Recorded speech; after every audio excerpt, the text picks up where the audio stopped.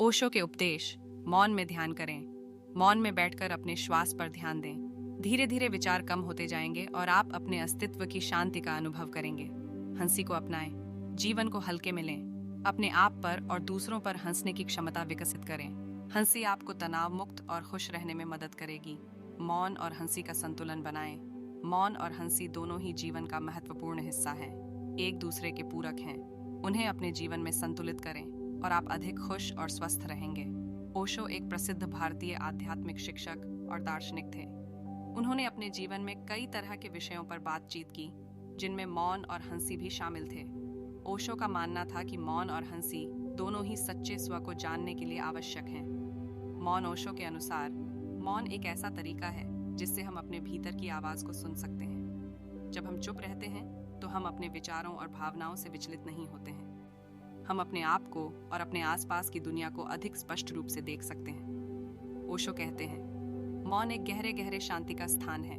ये एक ऐसी जगह है जहां हम अपने अस्तित्व की गहराई को महसूस कर सकते हैं। हंसी ओशो के अनुसार, हंसी एक ऐसा तरीका है जिससे हम अपने डर और प्रतिरोध को दूर कर सकते हैं। जब हम हंसते हैं तो हम अपने आप को और दूसरों को अधिक स्वीकार करते हैं। हम अपने जीवन के मजे लेने लगते हैं। ओशो कहते हैं, हंसी एक दवा है। यह हमें खुश रखता है, स्वस्थ रखता है और हमें अधिक रचनात्मक बनाता है। ओशो की 5 सर्वश्रेष्ठ बातें मौन और हंसी पर 1। मौन एक गहरे गहरे शांति का स्थान है। यह एक ऐसी जगह है जहां हम अपने अस्तित्व की गहराई को महसूस कर सकते हैं। 2, हंसी एक दवा है। यह हमें खुश रखता है, स्वस्थ रखता है और हमें अधिक रचनात्मक बनाता है। 3, मौन हमें अपने भीतर की आवाज़ को सुनने में मदद करता है। 4, हंसी हमें अपने डर और प्रतिरोध को दूर करने में मदद करता है।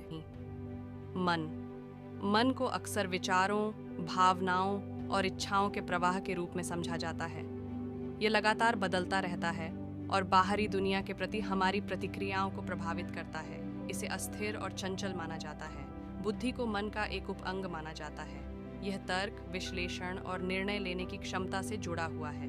बुद्धि को उस जानकारी को संसाधित करने और उस पर कार्रवाई करने के लिए आवश्यक माना जाता है जो मन प्राप्त करता है।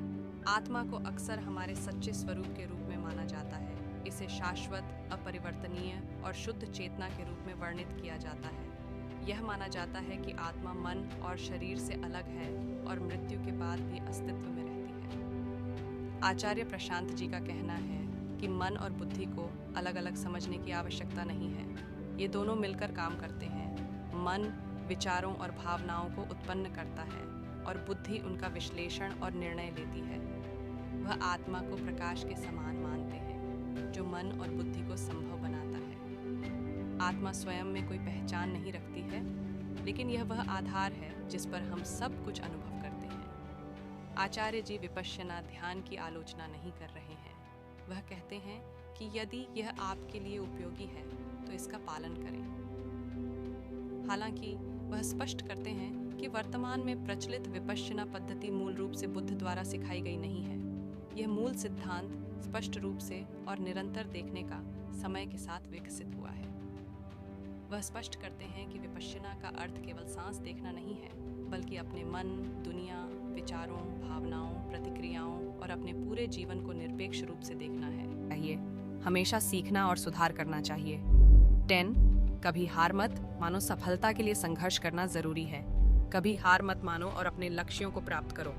ओशो ने कहा है, महान काम करने का एकमात्र तरीका है कि आप जो करते हैं उसे प्यार करें। अगर आप किसी काम को पसंद नहीं करेंगे तो आप उसमें अच्छे नहीं हो सकते। लक्ष्य सिर्फ मंजिल है, सिस्टम वहां तक पहुंचने का रास्ता है। बुरी आदतों को तोड़ने या अच्छी आदतें बनाने के लिए सही सिस्टम बनाएं। आदतें बनाने के लिए उन्हें आसान बनाएं। ट्रिगर तय करें और बार बार दोहराएं। हर छोटी सफलता को मनाएं ताकि मोटिवेशन बना रहे। अपनी कमियों और ताकतों को पहचानें, तभी आप सही आदतें चुन सकते हैं और उन्हें अपना सकते हैं। आरामदायी जोन से बाहर निकलें, नई चुनौतियां लें, वरना विकास रुक जाएगा। हर दिन बेहतर बनने की कोशिश करें, कभी रुके नहीं। असफलता सिर्फ गलतियां सीखने का मौका है। प्रलोभनों से बचने के लिए उन्हें हटाएं या अक्षम करें। इच्छा शक्ति कमजोर है, सिस्टम मजबूत बनाएं।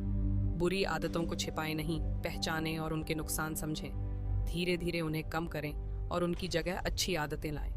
सफलता कोई उपलब्धि नहीं, बल्कि रोज की अच्छी आदतों का नतीजा है। आज के लिए बस इतना ही। सब्सक्राइब और शेयर करना न भूलें। अपने सुझाव कमेंट में ज़रूर दें। धन्यवाद। आशा है कि आपको आज की बातें पसंद आई होंगी। अगली बार फिर मिलेंगे। तब तक सुरक्षित रहें और स्वस्थ रहें। नमस्ते।